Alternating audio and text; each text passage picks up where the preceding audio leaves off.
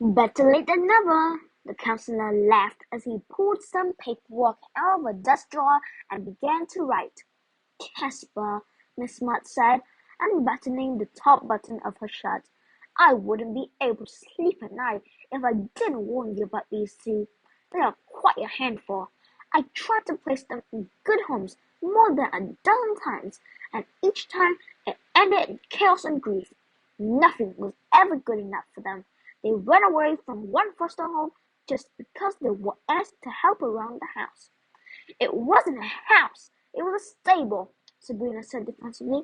A pony got into my suitcase and ate all my underpants, Daphne added. They're also very argumentative, Miss Mudd said, reaching under the desk and giving each girl a hard pinch on the leg. Well, Miss Mudd, Mr. Sheepshank said, smiling warmly at the girl. Here at Ferryport Landing Elementary, we like to set our sights on the future. Our motto is, everyone deserves a second chance. Well, I tell you, Casper, as a professional who's worked with children for almost 20 years, I'd say a second chance is the last thing a child needs. What most of them need is a swift kick in the... Thank you. Thanks for the warning, Miss Smart, the counselor interrupted. Please call me Minerva, the skinny woman purred. You need the transcripts, of course. I could bring them on Friday. It's just a 2-hour trip. Maybe we could discuss these files over dinner. There was a long, uncomfortable silence. Mr. Sheepshank blushed and shuffled some papers on his desk. Bring them up? All the way from New York City? That's not necessary. Just drop them in the mail when you get a chance, he said, staring down at his paperwork. Well, I'd better get these girls started. I trust you can find your way out, Miss Smart. The caseworker shifted in her chair and her face turned red with frustration. Of course, she said. She reached into her handbag and took out a card. Here's my card. If you need any help with them, my home phone is on there too. Sabrina gazed down at caseworker's handbag when she spotted a book entitled Finding Mr. Right. The unsettling truth about what she was witnessing revealed itself. Miss Mudd was flirting. An image of the two grown-ups kissing burned into Sabrina's permanent memory, and she shudders as if she had just witnessed a car crash. But what was really bothering Sabrina was the odd feeling forming in her own heart. She felt pity for the cranky old woman. Sabrina might not have had much experience with boys, but it was obvious Mr. Sheepshank wasn't into Miss Mudd, even though the caseworker kept on trying. Well, Susan, Debbie, and I, the skinny woman said as she got up from her chair. Sabrina said. Her sympathy vanished. Daphne added. Mr. Smart stopped and turned at the door. Maybe we'll talk again, Casper. Mr. Sheepshank smiled but said nothing. He only stared at her as if she were a deer caught in front of a speeding truck. After several way too long, painful moments of silence, Miss Mudd stepped into the hallway. Be good girls, the caseworker said as she closed the door, or I'll be back. Well, I suppose we should get you two to class, said Mr. Sheepshank as he rose from his desk and led them back into the hallway. Ladies, the first day of school can be difficult for some students, but I want you to know that if there are any bumps in the road, for example, someone you can't get along with, or a teacher who's giving you too much homework, then I'm the man to come to. Feel free to stop by my office anytime you want. My job is to listen, and my door is always open. Sabrina liked Sheepshank's attitude. She'd been in a dozen schools in the last 2 years, and no one had ever spoken to her the way the new counselor did. While everyone else lectured about learning responsibility and the value of hard work, he seemed to understand how hard it was to be a kid. Mr. Sheepshank, a man shouted from the other end of the hall. He had a German accent not unlike Granny Barra's. We're due for a conversation.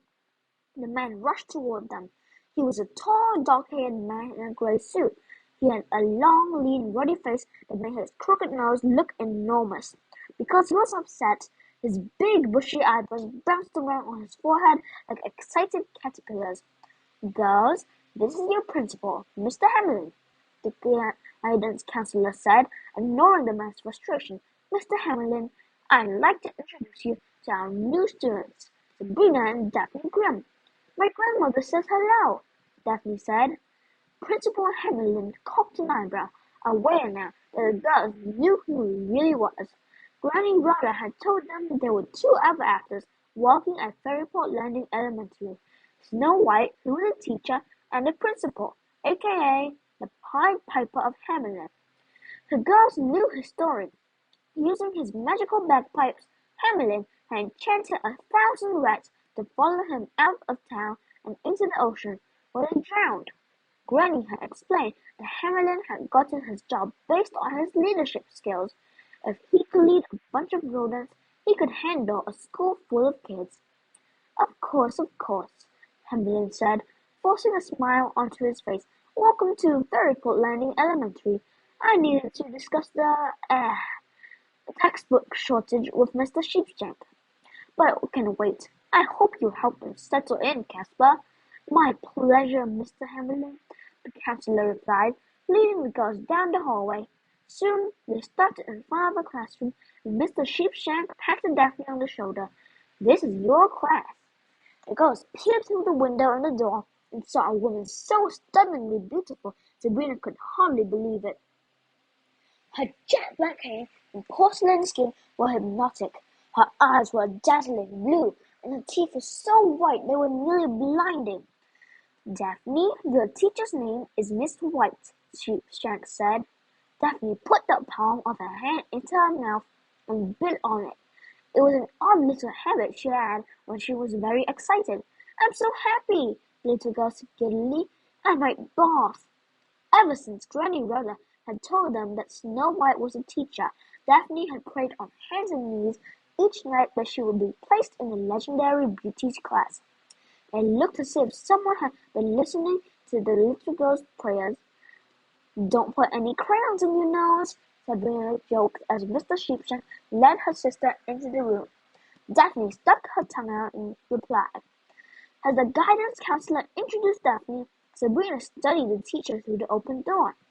Snow White and Mr. Hamlin were both ever afters. Could they be trusted? Suspicion clouded Sabrina's mind, and anger flowed over her.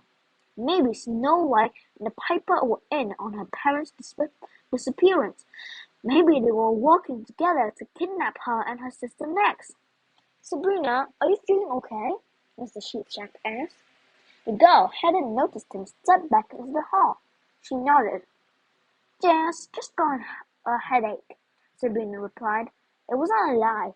Her head was pounding. "Check with the school nurse if it doesn't go away," the counselor instructed as he directed her down the hall and up a flight of stairs. On the second floor was another long hallway full of classrooms. They stopped at the first door, and Sheepshank opened it. He turned to Sabrina and gave her a warm smile. "I think this might just be the perfect home for you, Mr. Gardner," he said as he stepped into the classroom. "I'd like to introduce you and the class to a new student. Her name is Sabrina Grimm. She and her sister just moved to Ferryport Landing from New York City." "She looks like she stuck a fork into a light socket," a boy called from the middle of the room. He was short with wiry black hair and big bug eyes. A few kids snickered, but most of the class seemed to be asleep or about to doze off. "Toby, shut up," the teacher growled. The boy's face turned red with rage, and it looked as if he might actually get out of his seat and charge at the old man. A pretty girl with platinum blonde hair and big green eyes put her hand on the boy's arm, and it seemed to calm him down. Grandma turned his attention to Sabrina. He was an old man with saggy jowls and thin charcoal-colored hair.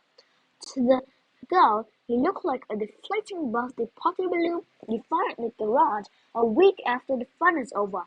He frowned. "Sit," he said gruffly. as he pointed to several empty desks in the last row. Then he turned back to the guidance counselor. "Sheepshank, what is wrong with these kids?" he demanded. "Half of them are asleep and the other half are between naps. I'm sure you'll find a way to get them motivated, Mr. Grubner," the counselor said as he waved to Sabrina and left the room. "After all, you're one of our finest teachers." The compliment did little to calm the old man down. "Open your books to page 142, Grubner growled as he walked down the aisle and tossed a rusty textbook onto Sabrina's desk. She opened it and looked for page 142, but dozens more pages had been written out. "You need to read this page carefully, morons," Grubner threatened. "Tomorrow you're going to have a quiz on it." Sabrina slowly raised her hand. "What is it, Grim?" "That page has been ripped out of my book," she stuttered. Grumner's face turned red. Even from the back of the room, Sabrina could spot a throbbing vein on his forehead, preparing to explode. Luckily, the old grouch was distracted by a short, pudgy boy running into the classroom. He rushed past the teacher and hurried down Sabrina's aisle, where he slipped behind a desk and opened a book. "Wendell!" Grubner bellowed at the top of his lungs. The chubby boy looked up from his desk, wiped his nose with a handkerchief, and looked genuinely surprised by the teacher's anger. It took all of Sabrina's willpower not to break out laughing at the boy's dumbfounded expression. "Yes, Mr. Grubner?" Wendell replied. "You are late again," the teacher said. "I'm sorry, I forgot to set my alarm clock," the boy said meekly. "You forgot?" Grubner exploded. "Well, that's just great. I bet you didn't forget at breakfast this morning. Everyone can see that. Maybe we should cover your alarm clock with candy and french fries, but you'd never forget to set it." "I said I was sorry." The old man stomped down the aisle and roughly pulled the boy out of his seat. He dragged him to the front of the row so everyone could see his humiliation. "Do you know why you are always late, Wendell?" Mr. Grubner asked. "It's because you are a worthless fat body. Isn't that right?" This woke up the class, who roared with laughter. Toby, the bug-eyed boy, nearly fell off his chair giggling. "Well, I'm sure I could stand to lose a little weight, but I wouldn't go so far as to say—" The chubby boy never got to finish. Grubner shoved a piece of chalk into his hand and spun him toward the chalkboard. "And you're going to write it until the end of this class. You might think that because you're the principal's son, you don't have to play by the rules, but I'm not afraid of your father. I have tenure. Get started!" Wendell turned to the chalkboard and wrote, "I am a worthless fat body." The students roared with laughter again, but Sabrina barely noticed. She was too stunned by what Mr. Grubner had said. Wendell was the principal's son, the child of an ever-after. Sabrina had never imagined that the ever-afters might have children, or that they would send them to a school where all the other kids were human. She gazed around the room, watching the rest of the class laugh at the boy as he scrawled the mean sentence over and over again. Would any of them be ever-afters too? As Sabrina drifted from class to class, she began to realize that Mr. Grubner wasn't the only teacher on the verge of a nervous breakdown. In fact, the entire sixth-grade faculty was a collection of bullying, screaming nightmares. They shouted through most of their classes, dishing out detentions like scoops of ice cream. Not that Sabrina